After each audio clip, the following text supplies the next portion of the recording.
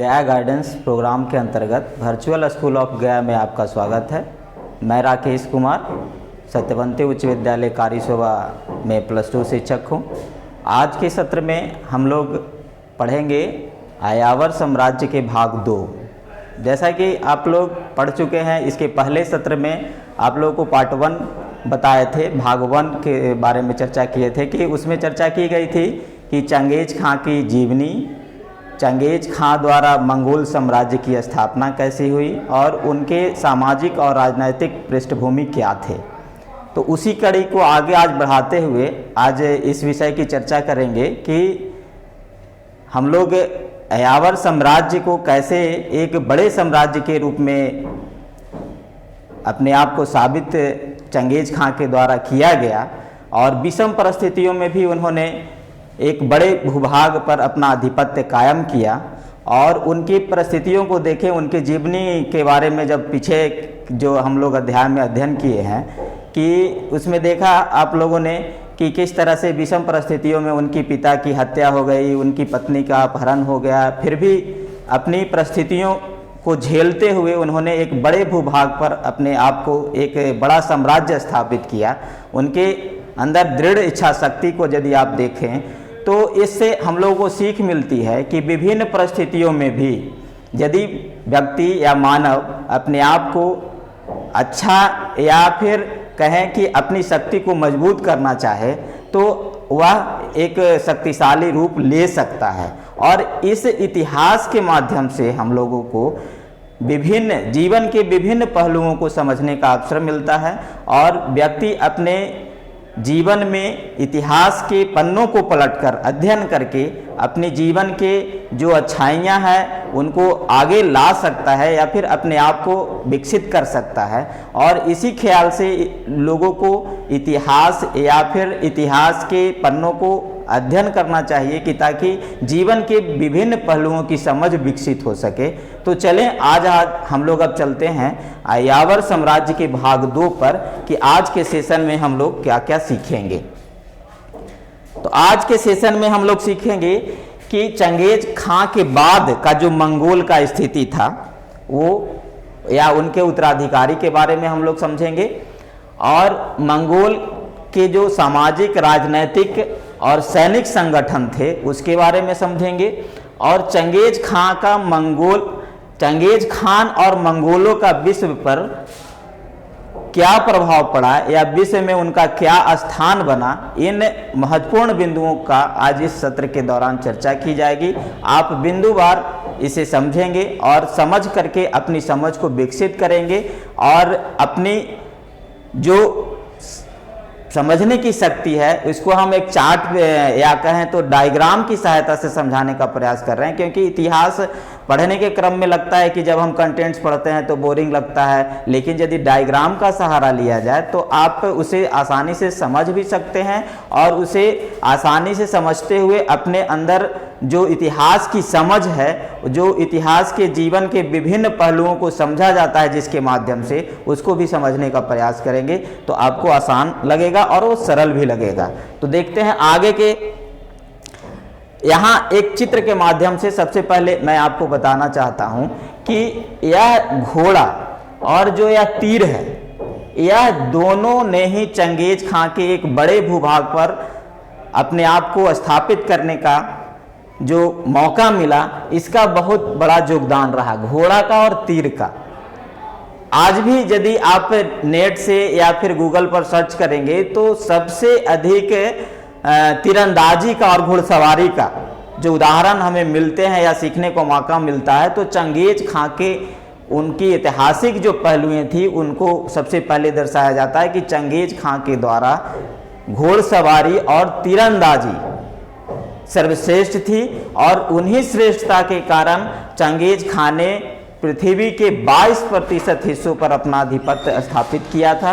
और इस तरह से यदि इस चित्र के माध्यम से देखें तो मंगोल सर्वश्रेष्ठ धनुषधारी भी होते थे और घुड़सवारी भी करने में होते थे। देखिए, मुगल हैवी माउंटेन आर्चर होते थे, यानी घुड़सवारी के साथ साथ वो तीरंदाजी में माहिर थे। उसके बाद क्या था, मंगोल लाइट आर्चर भी थे। वह इतना शक्तिशाली थे कि धनुर्धर होने के बावजूद भी घंटों वह तीरंदाजी करते थे, लेकिन वो थकान महसूस नहीं करते थे। उसके बाद पर्शियन फुट आर्चर, इसके सेना में पैदल चलने वालों में भी धनुर्धरधारियों की संख्या अधिक थी, और यही कारण रहा कि चंगेज खां के द्वारा इतने बड़े भूभाग पर मंगोल साम्राज्य की स्थापना की गई। अब इसके उत्तराधिकारी के बारे में यदि हम समझते हैं तो देखते हैं क्या कि चंगेज खां की मृत्यु के उपरांत 1227 ईस्वी के उपरांत चंगेज खां के पुत्रों के बीच जो क्षेत्र था उसका विभाजन किया गया है, और इस चित्र के माध्यम आप देख सकते हैं कि एक वृक्ष बनाया गया है जिसमें चंगेज खां के पुत्रों को दिखाया गया है। चंगेज खां के पुत्रों को दिखाया गया है जिसमें पहला जो बड़ा बेटा था जोची, चगधई और ओगोदेई और तुलुई, और इसी के बाद इसके वंशज होते गए। और इतिहास के पन्नों में आप जो इस अध्याय का अध्ययन कर रहे हैं इसमें चंगेज खां के मृत्यु के उपरांत 2 समय कालों में विभाजित किया जाता है। पहला है 1236 से लेकर के 1242 ईस्वी तक का, और दूसरा है 1255 से लेकर के 1300 ईस्वी तक के। आप इस डायग्राम की सहायता से आप अपनी समझ को बेहतर बना सकते हैं।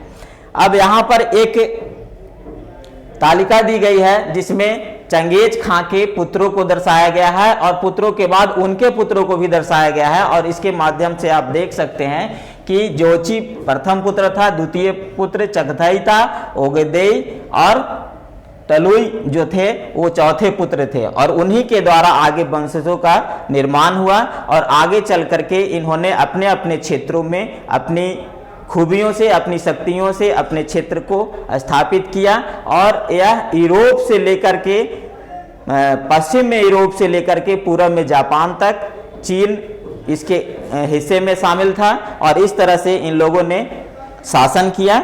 और इसके बाद जब हम देखते हैं इस डायग्राम को तो इसमें आप देख सकते हैं कि 1236 से 1242 ईस्वी के पूर्व ईस्वी में जोची के द्वारा बुल्गार और स्टेपी क्षेत्र, जो चंगेज खां के द्वारा जो विजित प्रदेश थे उसको बुल्गार और स्टेपी क्षेत्र जो थे उसको जोची के द्वारा प्रशासन किया गया इसके ऊपर, और कीव और पोलैंड तथा हंगरी चगदेई के क्षेत्र में आए।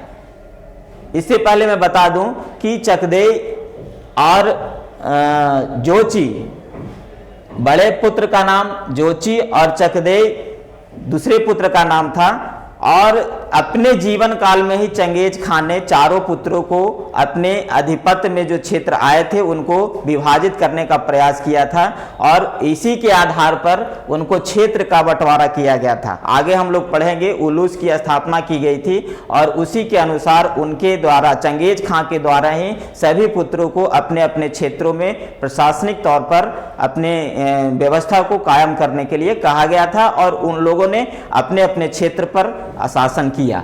तो इस तरह से स्टेपी क्षेत्र और बुल्गार जो क्षेत्र था वह जोची के कब्जे में था, और कीव पोलैंड तथा हंगरी चगदेई के कब्जे में था। इसको मानचित्र की सहायता से यदि आप देखें तो मंगोल यह एम्पायर है, यह जो स्टेपी क्षेत्र है यह जोची के कब्जे में था, और जो पोलैंड हंगरी यह जो क्षेत्र है वो चगदेई के कब्जे में था। इस तरह से आगे के भाग में यदि हम देखें तो 1255 से 1300 ईस्वी के बीच में देखते हैं कि ओगदेई को ईरान और इराक का क्षेत्र मिला था, और उसी तरह से तलुई को चीन और सीरिया का क्षेत्र मिला था। इन क्षेत्रों पर तलुई जो थे छोटे पुत्र चंगेज खां के, उनके द्वारा शासन किया गया, और ईरान और इराक में ओगदेई के द्वारा शासन किया गया। इसको हम चित्र के माध्यम से यदि देखें तो यह जो देख रहे हैं इस एरिया में जो चीन का जो क्षेत्र था तो लोई के हिस्से में आया, और जो ईरान और इराक का जो यह जो क्षेत्र था वो आपको ओगदेई के क्षेत्र में आया। ईरान और इराक, जैसे कि आप इसके माध्यम से आप देख सकते हैं, यह जो ईरान और इराक है ओगदेई के क्षेत्र में आया, और चीन जो है तुलुई के क्षेत्र में आया। इस तरह से देखा जाए तो चंगेज खां के चारों पुत्रों ने अपने अपने क्षेत्र का जो विभाजन किया वह उनके जीवन काल में ही कर दिया गया था, और एक उलूस की स्थापना की गई थी। इसके बारे में हम आगे के स्लाइड से अध्ययन करेंगे। अब हम लोग देखते हैं क्या कि 1260 के दशक में जो पश्चिम में जो सैन्य अभियान थे मंगोलों का, वह धीरे धीरे कमता गया। क्योंकि ऐसा क्यों हुआ?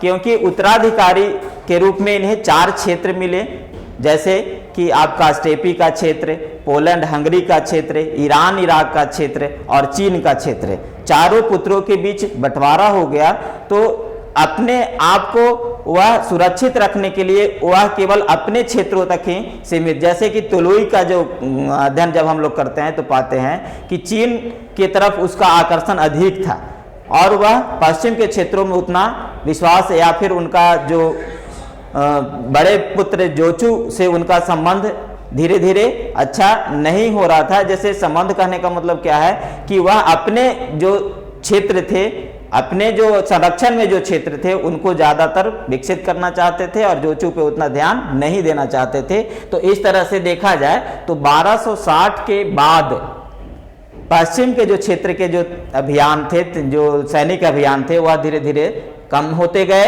और इस तरह से उनके बीच के जो संबंध थे वह धीरे धीरे कम होते गए। जो कहा जाए कि जिस तरह से चंगेज खान ने सोचा था कि मेरे द्वारा जो आधिपत्य क्षेत्र है उस पर चारों पुत्रों का अधिकार होगा, लेकिन ऐसा नहीं हुआ। चारों पुत्र अपने अपने क्षेत्र का अपने अपने संरक्षण, अपने अपने नियमों के अनुसार अपने अपने आप को संरक्षित करने के लिए प्रयास करने लगे और एक तरह से देखा जाए तो चारों के बीच जो संबंध थे वह धीरे धीरे कमजोर होते गए और चारों का जो क्षेत्र था वह अलग अलग क्षेत्रों में बट गया, जिसका कि आगे इसी कमजोरी के कारण इसका जो कहा जाए कि चंगेज खां के द्वारा जो स्थापित मंगोल साम्राज्य था उसमें शक्ति में ह्रास होने लगी और पतन का कारण भी बना। तो यदि पतन की ओर देखें तो मंगोल साम्राज्य के पतन के कारणों में यदि देखेंगे तो उत्तराधिकारी के नियमों का अभाव, जैसे चंगेज खान ने समझा था कि मेरे चारों पुत्रों के द्वारा मेरे द्वारा विजित प्रदेशों पर शासन किया जाएगा, लेकिन ऐसा नहीं हो सका और एक नियम जो बनाया गया उसको लोग लागू नहीं कर पाए और इस आधार पर उत्तराधिकारी के नियम के अभाव के कारण इस साम्राज्य का पतन हुआ। कमजोर उत्तराधिकारी, जो दृढ़ शक्ति और जो चंगेज खान में निर्णय लेने की शक्ति थी वह इनके पुत्रों में नहीं रही।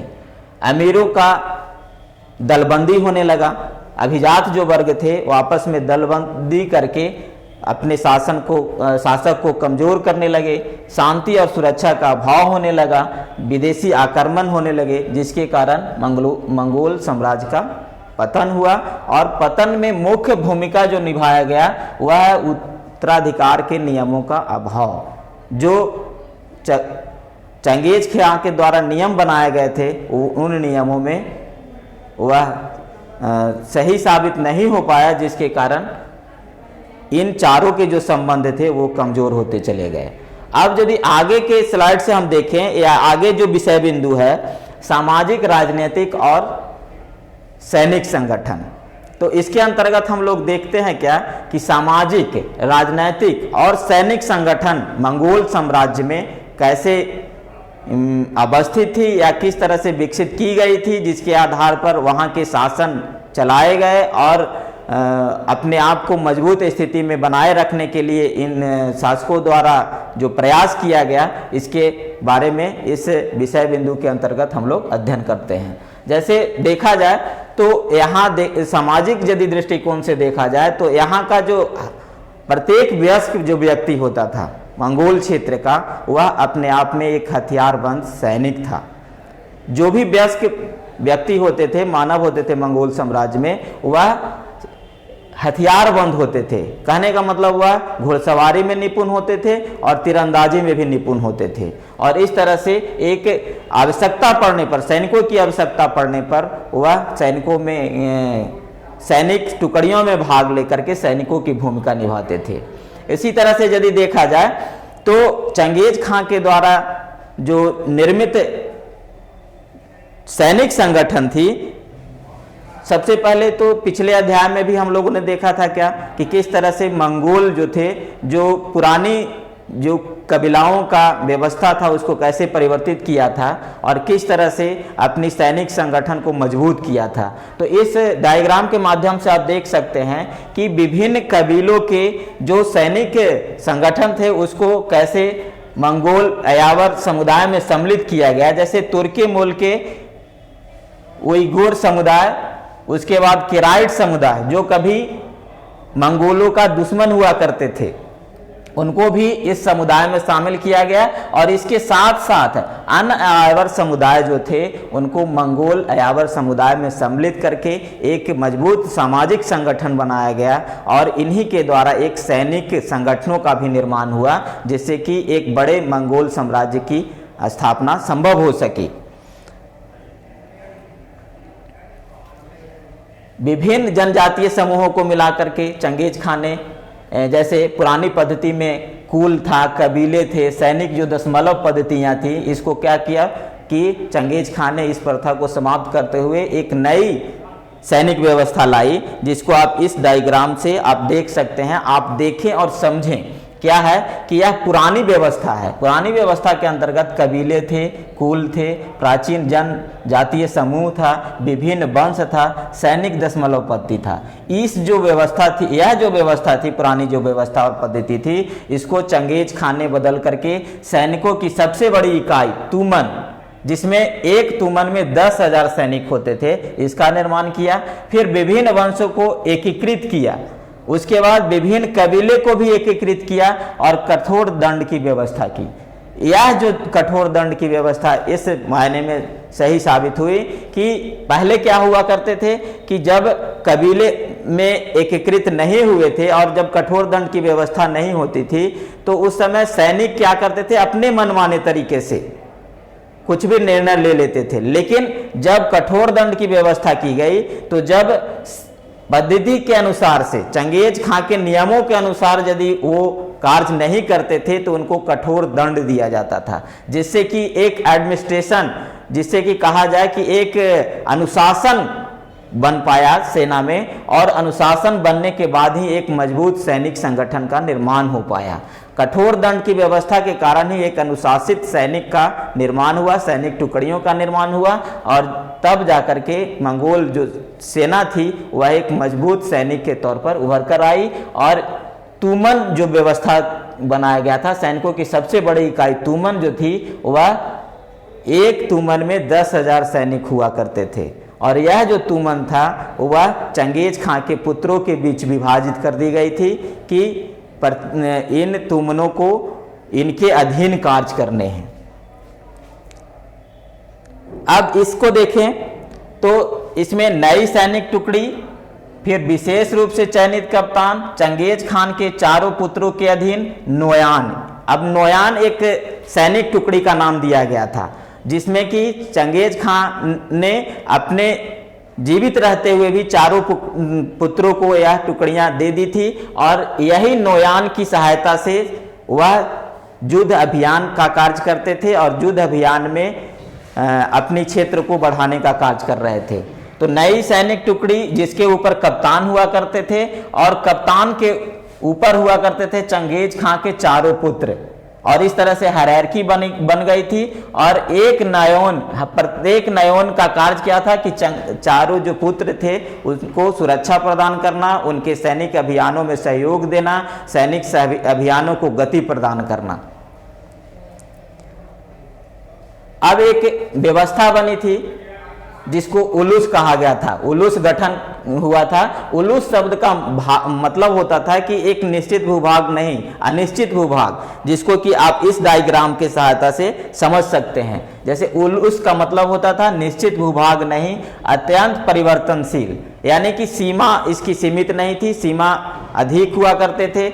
उस समय यह उलूस के अंतर्गत था कि जितना दूरी ज्यादा तय कर ले एक घोड़सवार, तो उतना उसके क्षेत्र में मान लिया जाता था। जैसे जोची को जब स्टेपी का क्षेत्र दिया गया था, तो उलूस के उस जब स्थापना हुई थी, तो उस समय उलूस जो जोची को दिया गया था उसमें यह सीमा का निर्धारण नहीं किया गया था, और एक निश्चित भूभाग भी नहीं था। वो जितना दूर तक एक घोड़सवार जा सके उसका क्षेत्र माना जा सकता था। उसी तरह से सैनिक टुकड़ियां जो उलूस में तैनात रहती थी उसको तामा बोला जाता था। उलूस में जो सैनिक टुकड़ियां तैनात रहती थी उसको तामा बोला जाता था, और इन्हीं तामों की सहायता से जो उसके उत्तराधिकारी थे, चारों जो पुत्र थे, वह अपनी सैनिक प्रबंधन को बनाए रखा और अपनी जो अभियान थे, युद्ध अभियान थे, उसको आगे बढ़ाया। अब एक परिसंघ बना था, परिवार के सदस्यों में राज की भागीदारी का बोध, सरदारों की एक परिषद थी जिसको बोला जाता था किरिलताई। और किरिलताई का कार्य क्या था? उत्तराधिकारी का निर्धारण करना, चारागाह भूमि का निर्धारण करना, अभियानों या लूट में जो माल प्राप्त होते थे उसका बंटवारा करना, परिवार या राज्य के भविष्य का निर्णय करना। यानी परिवारों के सदस्यों की भागीदारी सुनिश्चित करने के लिए एक परिषद का निर्माण किया गया था, और वह परिषद किरिलताई परिषद कहलाती थी। और यह किरिलताई परिषद उत्तराधिकारी का निर्णय लेती थी, चारागाह भूमि का निर्णय, अभियान में लूटे गए माल का बंटवारा, परिवार एवं राज्य के भविष्य का निर्णय यह संघ के द्वारा लिया जाता था। अब एक व्यवस्था थी हरकारा पद्धति। हरकारा पद्धति को याम बोला जाता था। हरकारा पद्धति क्या थी? एक फुर्तीली हरकारा पद्धति को चंगेज खान ने अपनाया था, जिसके अंतर्गत क्या होता था कि जो इतने बड़े क्षेत्र थे उनके अंदर कैसे सूचनाओं का आदान प्रदान हो। जैसा कि आप इसमें देख सकते हैं कि राज्य के दूर दराज के स्थानों में परस्पर संपर्क रखा जाता था इसी हरकारा पद्धति के द्वारा। घुड़सवार संदेश वाहक तैनात रहते थे। इस संचार पद्धति की व्यवस्था करने के लिए मंगोल आयावर अपने पशु समूहों से, इसके अंतर्गत होता क्या था कि हरकारा पद्धति के अंतर्गत घुड़सवारों को ट्रेंड किया गया था, और जो दूर दराज के क्षेत्र थे वहां से कैसे सूचना प्राप्त किया जाए इसको इसी आधार पर प्रशिक्षण मिला था, और वह कम समय में सूचनाओं का आदान प्रदान करने में सहयोग प्रदान करता था। तो इसका गठन कैसे हुआ करता था? घटनाओं की निगरानी करने में सहायता मिलती थी इससे, और इसके एवज में कुबकुर कर लिया जाता था। कुबकुर कर लिया जाता था, जैसे कि इसे कुबकुर कर कहते थे। और कुबकुर कर किससे लिया जाता था? मंगोल अयावर अपने पशु समूह का 10वां हिस्सा प्रदान करते थे। जो मंगोल अयावर थे वह पशु समूह, यानी पिछले अध्याय में हम लोगों ने पढ़ा था कि वो पशुपालक थे और शिकारी संग्राहक थे। तो पशुपालक से जो यह कर लिया जाता था, तो जितना उनके पास पशु पालते थे उनका 10वां जो हिस्सा होता था वह यह कुबकुर कर के द्वारा हरकारा पद्धति में उसको प्रदान किया जाता था, या फिर उसको कर के तौर पर लिया जाता था। इसमें श्रेष्ठ तकनीक वाले घोड़े होते थे, जिसको कि हरकारा पद्धति में शामिल करके सूचनाओं का आदान प्रदान करने हेतु संदेश वाहक के रूप में उन्हें नियुक्त किया जाता था। तो इस तरह से कुबकुर कर के द्वारा अयावर पशु समूह का 10वां हिस्सा प्राप्त करते थे। अब जैसे देखें, एक और है व्यवस्था की गई थी, बाज कर की व्यवस्था की गई थी। तो इसमें क्या होता था कि सुरक्षित यात्रियों को पास जारी किया जाता था। सुरक्षित यात्रियों को पास जारी किया जाता था किस लिए? क्योंकि वह सुरक्षित जगहों पर या सुरक्षित स्थानों तक अपनी यात्रा कर सकें, और उनके जो सामानों का सुरक्षा प्रदान करना इसका प्रमुख दायित्व था, जिसको फारसी में पैजा बोला जाता था और मंगोल भाषा में जैरेज बोला जाता था। और इसके एवज में जो पास जारी किए जाते थे यात्रियों को, उसके एवज में बाज कर लिया जाता था। और यह मंगोल शासन यदि ऐसा होता था तो माना जाता था कि मंगोल शासक की सत्ता स्वीकार करते थे।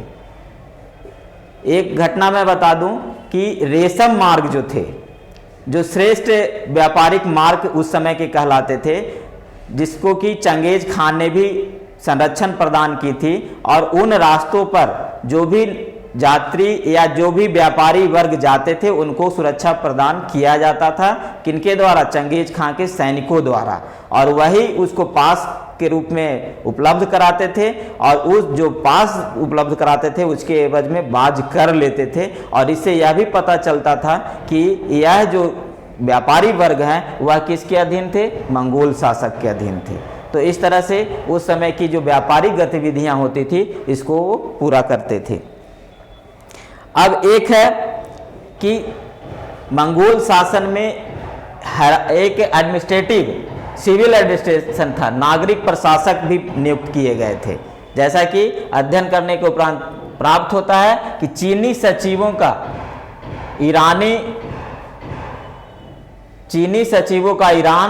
सचिवों को चीन में स्थानांतरित किया जाता था। ऐसा इसलिए किया जाता था कि वो अच्छे ढंग से प्रशासनिक व्यवस्था को सुचारू रूप से चला सकें और वहाँ की जो नागरिक सुख सुविधाएं थी उसको भी वह मुहैया करा सके। और बाद में यदि इसको देखा जाए तो इन सचिवों के द्वारा जो राजा थे या मंगोल शासक थे उनको ऊपर भी अंकुश लगाने का प्रयास किया गया, क्योंकि इतिहास के अध्ययन में पाया गया है कि मंगोल शासक बहुत क्रूर हुआ करते थे, वहाँ की प्रजा को बहुत सताते थे।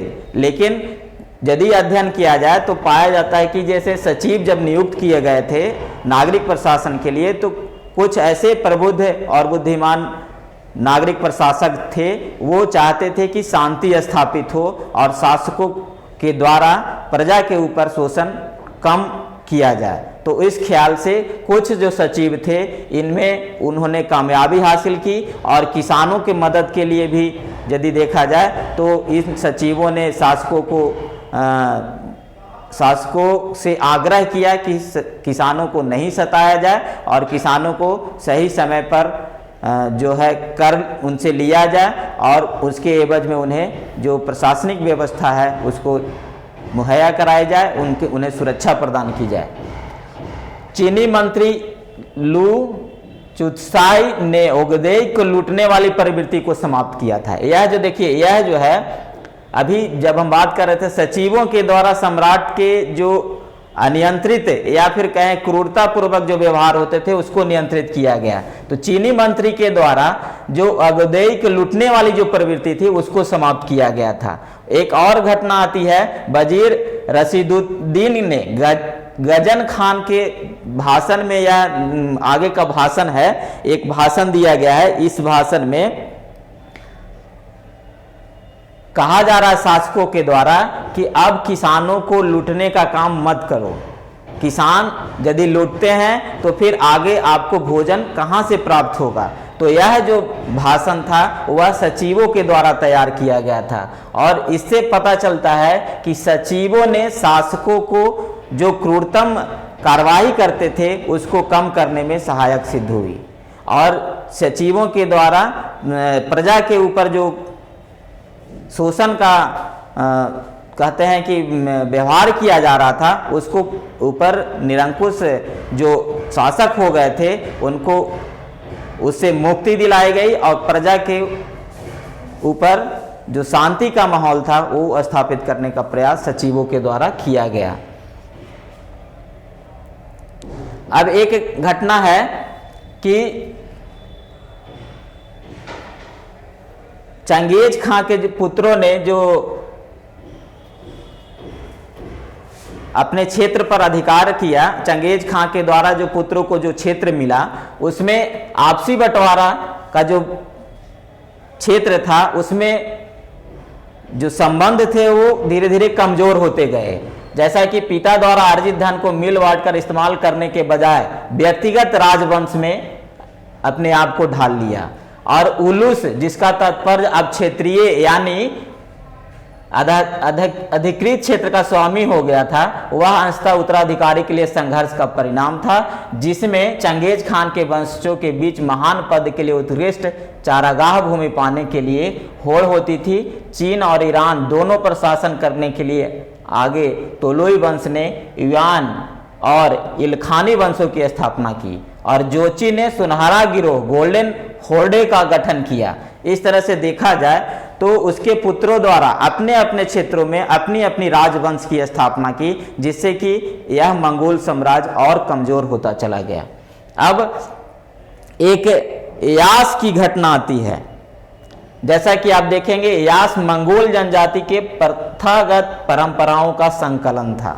यह माना जाता था कि चंगेज खां का आचार संहिता है, जैसे कहने का मतलब है कोड ऑफ कंडक्ट जिसको कहते हैं, विधि संहिता है, समझ गए। और यही विधि संहिता के आधार पर मंगोलों ने अपनी प्रजा को व्यवस्थित किया, जिससे कि इस चित्र के माध्यम से आप देख सकते हैं आखेट को नियंत्रित किया, सैन्य प्रणाली को नियंत्रित किया, डाक प्रणाली को नियंत्रित किया, यहाँ तक कृषि के अर्थव्यवस्थाओं को नियंत्रित किया, व्यापार के अर्थव्यवस्थाओं को नियंत्रित किया। और यह किसके अंतर्गत हुआ? यास या आशाक विधि संहिता के अंतर्गत हुआ, जिसको कि आप इसमें देख सकते हैं। 1221 में बुखारा पर जब विजय प्राप्त करने के बाद चंगेज खान ने वहां के अमीर मुसलमान निवासियों को उत्सव मैदान में एकत्रित कर उनकी भर्त्सना की।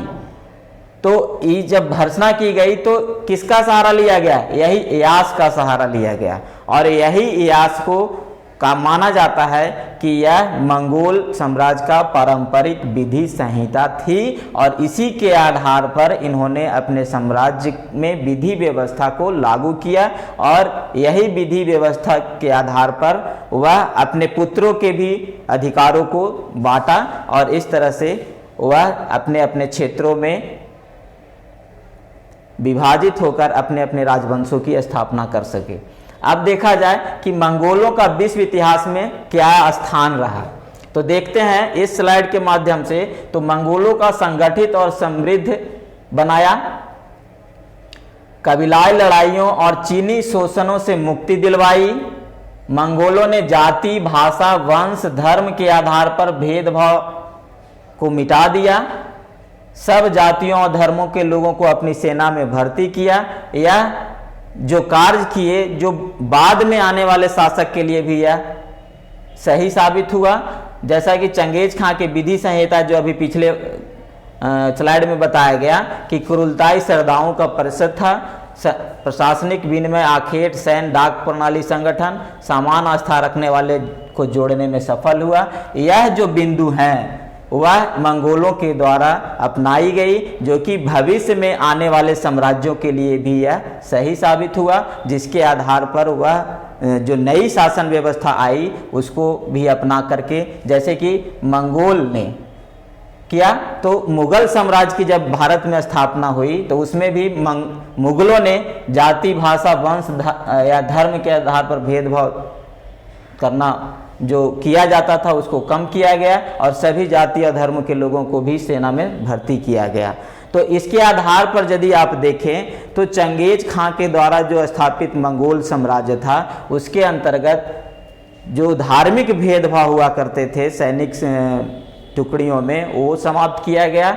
और सबसे ज़्यादा कबीलाई लड़ाई जो आपस में लड़ते रहते थे और चीनी वंशों के द्वारा जो शोषण हो रहा था उसकी मुक्ति मंगोल साम्राज्य के द्वारा दी गई। और इसके बाद यदि देखें तो यहाँ पर इस में देख सकते हैं कि मंगोल शासक स्वयं भी विभिन्न धर्मों, आस्थाओं से संबंध रखने वाले समन, बौद्ध, ईसाई, अंततः इस्लाम, लेकिन उन्होंने सार्वजनिक नीतियों पर व्यक्तिगत मत कभी भी नहीं सौंपा। तो इस तरह से देखा जाए तो मंगोलों का जो विश्व में स्थान था वह महत्वपूर्ण 3-4 बिंदुओं पर कायम रही, जिसमें कि धार्मिक जो व्यवस्थाएं थी उसमें भी अपना मत थोपने का प्रयास नहीं किया।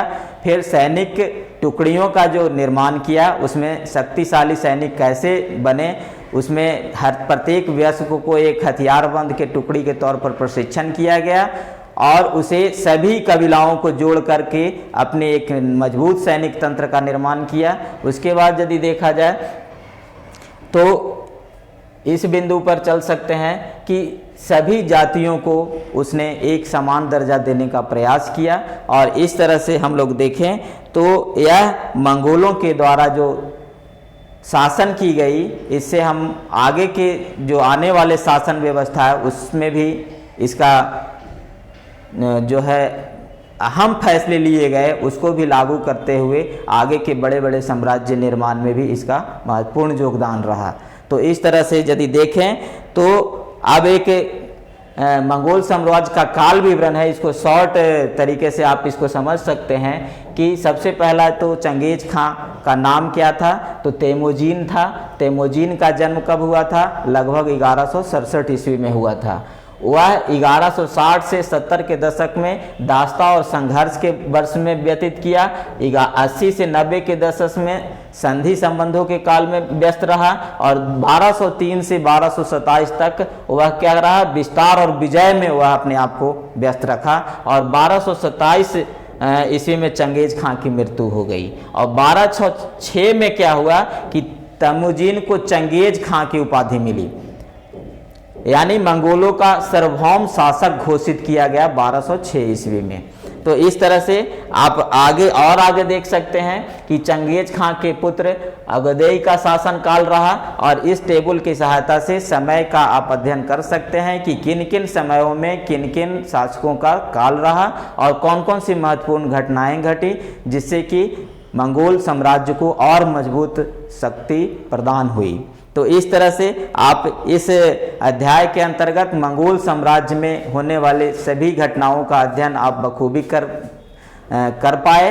और इसमें आज के जो सत्र हैं इसके अंतर्गत प्रश्न और उत्तर भी दिए गए हैं। तो आप इसका अध्ययन जैसे ही YouTube पर जो वीडियो हो रहा है, वीडियो बनाया जा रहा है, उसको डाला जाएगा डिस्क्रिप्शन बॉक्स में। आप उसमें इस कंटेंट्स को और प्रश्न उत्तर को आप आसानी से देख करके समझ सकते हैं। और यदि कुछ समस्याएं आती हैं तो कमेंट बॉक्स में उसमें लिख करके आप हमें बताएंगे। और जो भी आप कंटेंट्स देख रहे हैं, जो डायग्राम बनाए गए हैं, उस पर आप रुक करके देखेंगे, उसको चिंतन करेंगे, मनन करेंगे, तो वह आसानी से आपके दिमाग में या आपके मस्तिष्क में समझ में आ जाएगा। और मैं आशा करता हूं कि आज का जो आपका सत्र रहा उसमें चंगेज खां के द्वारा किए गए क्रियाकलापों को आप समझ पाए होंगे। चंगेज खां के उत्तराधिकारी जो चारों पुत्र थे उनके क्षेत्र के बारे में आप समझ गए होंगे। उनके राजनीतिक और प्रशासनिक जो संगठन बनाए गए थे कौन कौन से, उसमें आप कुरुलताई के बारे में, सैनिक टुकड़ियों के बारे में, नोयान के बारे में,